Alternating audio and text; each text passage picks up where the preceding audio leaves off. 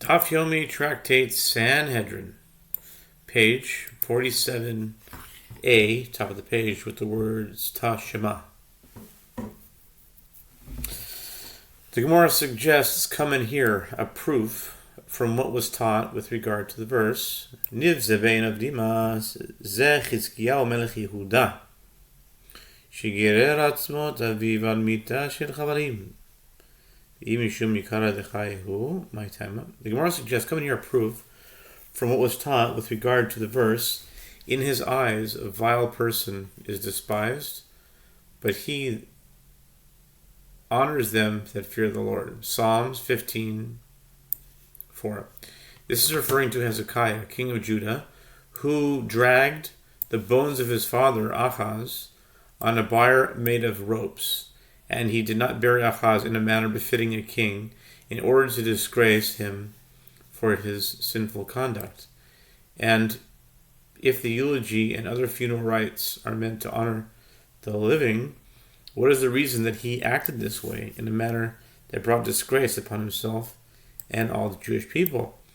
Ki hechi ditave le kapara le'avua, mishum kapara de'avua mashihu le Lekara Yisrael, Yisrael Gofani Chalahu Demechali Yikara Legabe. The Gemara answers, Hezekiah did this so that his father would achieve atonement for his sins through his disgrace. The Gemara asks, can it be for his father's atonement that they would defer the honor of all Israel, who would have been honored by a proper eulogy for their late king? The Gemara answers, it was satisfactory to the people of Israel themselves to forego their honor for him in order that the former king achieve atonement for his sins. Okay. Tashema Amar Lahen Al Tispeduni Be'ayaroes V'yam Tikar Lechae Ma'naf Kalevina Kasar Lekaro Be Yisrael Tefe. The Gemara suggests, come and hear a proof from a writer. Before he died, Rabbi Yehuda Hanasi said to his disciples, do not eulogize me in the small towns that you pass, and as you take my body out for burial, but eulogize me only in larger cities. And if you say that eulogy is delivered in honor of the living, what difference does it make to him if he's eulogized also in the smaller towns?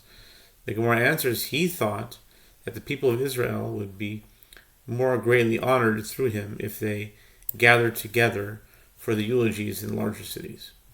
Tashema The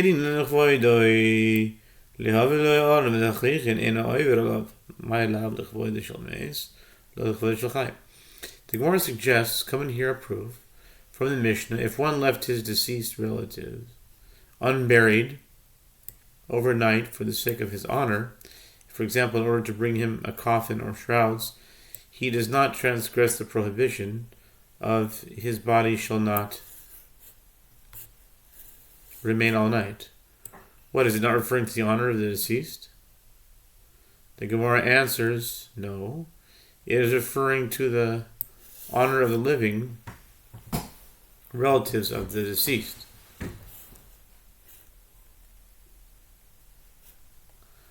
Umishum kevodo shel chai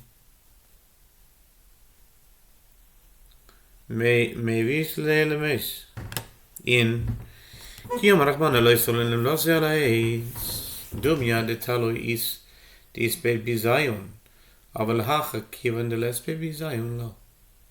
The Gemara asks, but can it be that due to the honor of the living they allow the deceased to remain unburied overnight? The Gemara answers yes. As when the merciful one states, his body shall not remain at night upon a tree, but you shall bury him that day, Deuteronomy 21:23. It teaches that the prohibition applies only to cases similar to that of a person whose body is hung after his death, who suffers degradation when his corpse is left hanging overnight. But here, since the deceased does not suffer degradation when the funeral is delayed, as the delay is in order that the trial will be performed with greater dignity. there is no violation of the prohibition, and he may be left unburied overnight. Tashima, Helinu Lichvado, Leshamea Lav Ayarois, Yahweh Mikoinois, Yahweh Loyoran Visachrichin, Enoi Verlav Shekolois, Enoi, Elechvoide Shilmes, Hachi Kamar Kolois Lechvoide Shalchai, Ein Bobizayr Lemes. The Gemara suggests coming here a proof from a brisa. If one left his deceased relative unburied overnight for the sake of his honor, for example, in order to assemble the people from the neighboring towns for the funeral, or to bring him professional lamenters, or to bring him a coffin or shrouds, he does not transgress the prohibition of his body shall not remain it all night, as anyone who acts in such a manner does so only for the sake of honoring the dead. This indicates that the eulogy and the other funeral rites are performed to honor the deceased. The Gemara rejects this argument. This is what the Braita is saying. Anyone who acts in such a manner for the sake of honoring the living does not transgress the prohibition, as there is no degradation of the dead. Tashema Rabbi Nassan Omer Siman Yaf Lameis Shinifraim Menu Leachar Miso Meis Shelo Nispar Velo Nikbar O Shechaya Gorato O Shehaya Geshem Mizal V'Yenal Mitaso Zehu Siman Yaf Lameis Shmamina Yekara Tishachvehu Shmamina. The Gemara suggests, coming here a proof from a Braita, Rabbi Natan says, it is a good sign for the deceased when he is punished after his death and does not receive an honorable burial or eulogy, as his lack of honor brings him atonement for his sins. For example, if the deceased was not eulogized, or if he was not buried, or if a wild animal dragged his corpse, or if rain fell on his bier, or this is a good sign for the deceased. Learn from the Brisa that a eulogy is delivered for the honor of the dead, so that when he is deprived of his honor, he achieves atonement for his sins. The Gemara affirms, learn from the Brisa, this is so. V'chol kach lama L'fi she'ein kovrin rasha etzel tzadik D'amar Rabbi Acha bar Chanina minayin she'ein kovrin rasha etzel tzadik she'ne'emar V'yihi hem kovrim ish V'hine ra'u es hagedud V'yishlichu es ha'ish bekever Elisha V'yiga ha'ish ba'atzamot Elisha V'yechi V'yakam al raglav. The Mishnah teaches that they would not bury the executed transgressor in his ancestral burial plot, but rather in one of two special graveyards set aside for those executed by the court. The Gemara explains, and why is all this necessary? It's necessary because a wicked man is not buried next to a righteous man. As Rav Acha bar Chanina says, from where is it derived that a wicked man is not buried next to a righteous man? As it is stated, and it came to pass, as they were burying a man, that behold, they spied a raiding party, and they cast the man into the tomb of Elisha, and as the man came there, he touched the bones of Elisha, and he revived and stood on his feet, up on his feet. 2 Kings 13:21. The man who was not righteous was miraculously resurrected, so that he would not remain buried alongside Elisha.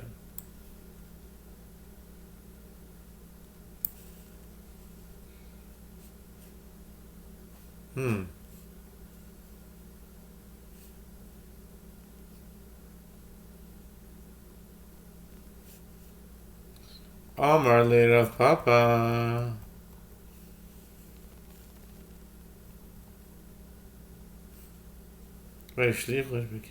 Wow. Interesting. It's also, right there. Ha! Amar le Rav Papa v'dir melo kameh. This is a question here. We got to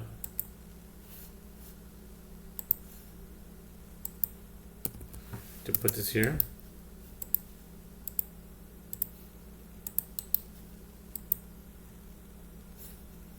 It says, right? Vayishlichu es ha'ish bekever Elisha, vayigava asos Elisha v'chai. V'kama vayigah ha'ish ba'atzamot Elisha. How did he touch his bones if he was buried under the ground? Unless they weren't buried under the ground that time. But why? 1963. That's interesting. 1963. Okay. How about Mispar Seder? 370, 127?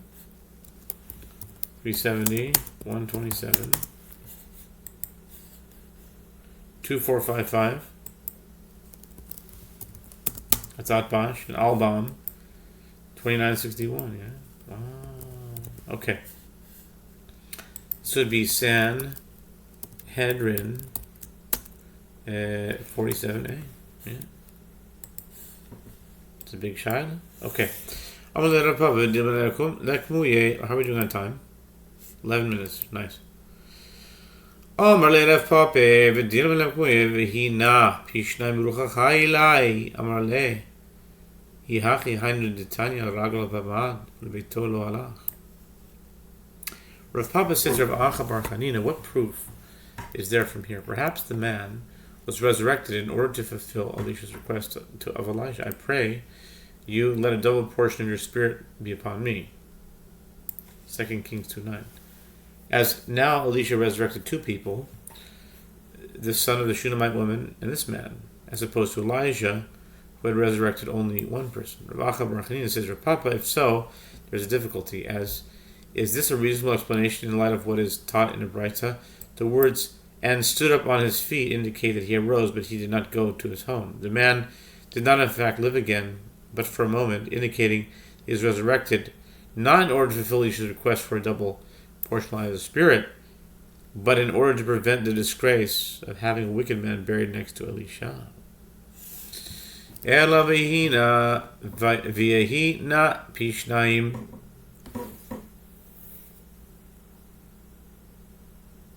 beruchacha ilai hechi mishkach ze la'achya amar le Rav Yohanan sherei b'etzeras Naaman shehi shekula kemes dichtiv al na tihi kemet. The Gemara asks, but if so, with regard to the verse, I pray you, let a double portion of your spirit be upon me. Where do you find that Elisha resurrected a second person? Rabbi Yochanan said to him, that request was fulfilled when he cured Naaman's leprosy. See 2 Kings, but I don't even understand why it has to do with raising the dead. Why can't it be a different thing? Anyway, 2 Kings chapter 5, an affliction that is considered to be equivalent to death, as it is written with regard to Miriam's leprosy, let her not be as one dead. Numbers 12:12. That settles it. Ucheshem she'ein koivin rosh etzel tzadik, kach ein koivin rosh chamor etzel rosh kal. Interesting. V'litkon arba kvaros, shnei kvaros gemara gemirila. The Mishnah teaches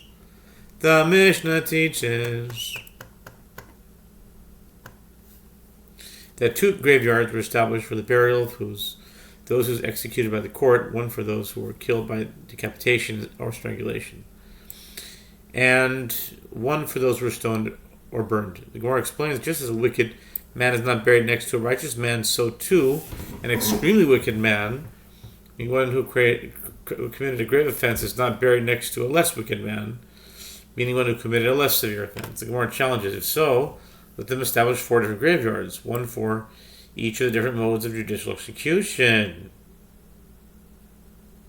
The Gemara answers, it is learned as a tradition that there are 2 graveyards for those executed by the court and no more. That means that I guess that Sreif and Skil are considered the worst people, and those 2 are the less worst people. That's enough. Amar Ula Rabbi Yochanan achal chelev v'hifrish korban v'yishtamed v'chazar bo hayol v'nidchen yidchen. Ula says, Rabbi Yochanan says, if one unwittingly ate forbidden fat, and separated an offering for his sin, and he then became an apostate and subsequently retracted his apostasy. Despite his retraction, since the offering was rejected from being sacrificed while he was an apostate, it shall remain rejected. Itmarnami. Amar Rabbi Abahu, Amar Rabbi Yochanan.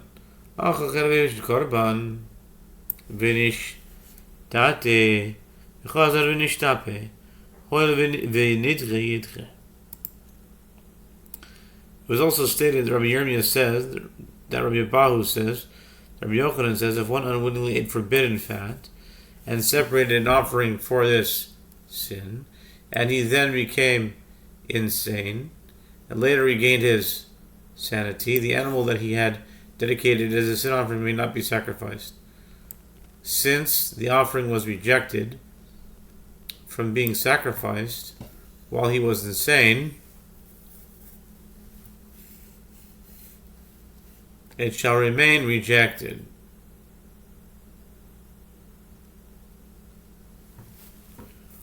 Utzricha lishman k'maisa mishum diYehuda dechanashi b'yadayim aval hayed v'yeda dachi ema ki yashen dami.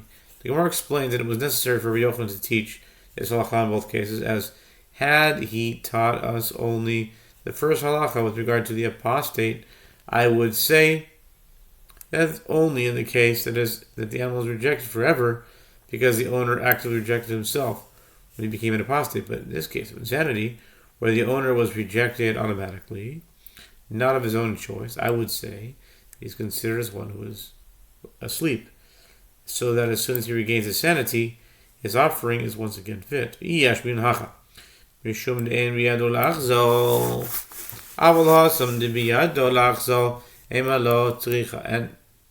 had he taught us the halacha in this case, second case of insanity, I would say that only in that case is the animal rejected forever because it was not in the owner's power to regain his sanity, as one who is insane cannot cure himself. But there, with regard to an apostate who has the power to retract his apostasy, I would say that as the animal is not permanently rejected, it was therefore necessary to teach us the halacha in both cases. Amar Rav Yosef, Afana nami tanina, hayuba kadashim, kodshim izbeach yamusu, kodshim bedek abayis yipadu, v'havinan pa, amaya musu, kevan di ik tul havya lehu, kapara, v'lisku legavoa, lav mishum damrinan hal nidchu yitchu. Rav Yosef said, we too learned a similar halacha on the Braita. If consecrated animals were found in an adulterous city, they are not destroyed together with the rest of the property of the city. Animals that have been consecrated to be offered on the altar must be left to die. Right. It says, it's 29:37. Kol ha-nogea b'mizbeach yikdash. Right? And the property that had been consecrated for temple maintenance may be redeemed and is then desacralized, as we discussed, and we discussed it. Why must the animals that have been consecrated to the altar die? Once the idolaters are killed, they achieve atonement, and therefore it should be possible to sacrifice their offerings to the Most High. Is it not the case that the animals must be left to die? Because we say, since they were rejected when their owners engaged in idol worship, they remain rejected even after their owners achieve atonement for their sins with their death. Amar le Abaye, mi savrat meis mitoch risho, havya le kapara, meis mitoch rishoi, loi havya le kapara. Yetani Rav Shemayo, yachol afilu, perisho avoisov, midarche tzibur yetama. Tamalomar bi'amov, yoise masiyamov.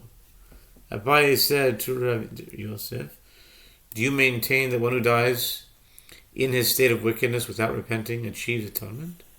This is not the case. One who dies in his state of wickedness without repenting does not achieve atonement. As Rav Shemaiah taught right, the verse states, with regard to the priests, there shall none be defiled for the dead among his people, but for his kin that is near to him, for his mother and for his father. Leviticus 21, 1-2. One might have thought that even if his father had become an apostate and separated himself from the ways of the community, his son, the priest, shall become ritually impure in order to bury him. Therefore, the verse states among his people, which teaches that a priest may become ritually impure only for one who performs the actions of his people, that is, one who conducts himself as a Jew. This indicates that one who dies in his wickedness without repenting does not achieve atonement. Amrle Rava Mika Medamis Nerag mitoich rishoy lemes mitoich rishoy mes mitoich rishoy kevan dichi orche kamais lo havi le kapora Nerag mitoich rishoy kevan de la ki orche mais havi le kapara. Rabbi said to Abai, are you comparing one who was killed in a state of wickedness to one who died in a state of wickedness? An unrepentant sinner who died in a state of wickedness does not achieve atonement, since he died a natural death, and there was nothing to bring about his atonement. But a transgressor who was killed in a state of wickedness achieves atonement even without repentance, since he did not die a natural death, but rather he was executed. Teda dichtiv mizmor le'asaf Elohim ba'u goyim benachlasecho Timu es hechel kodshecha v'goyim nasnus nivlas avadecha machal oif hashamayim Besar chasidecha lachayis ha'oretz. Mai avadecha umay chasidecha lav chasidecha chasidecha mamash avadecha hanach v'chay v'dina v'nikore Yikivan dikton korelu avadecha. Know that this is so, as it is written, a song to Asaph, O God, nations are come into your inheritance. They have defiled your holy temple. They have laid Jerusalem in heaps. The dead bodies of your servants they have given to be food to the birds of the sky, the flesh of your pious ones, to the beasts of the earth. Psalm 79, 1-2. What is the meaning of your servants? What is the meaning of your pious ones? Is it not so that the term your pious ones is referring to literally your pious ones, those who had always feared God, whereas your servants is referring to those who had initially been liable to receive punishment for their sins, but once they were killed, they are called your servants? This indicates that a transgressor who was executed achieves atonement even without repentance. Amar le Abaye Mika Damis. Abaye said to Rava, are you comparing those referred to in the verse in Psalms, those who were killed by a heathen government? And now it continues on to the 47b.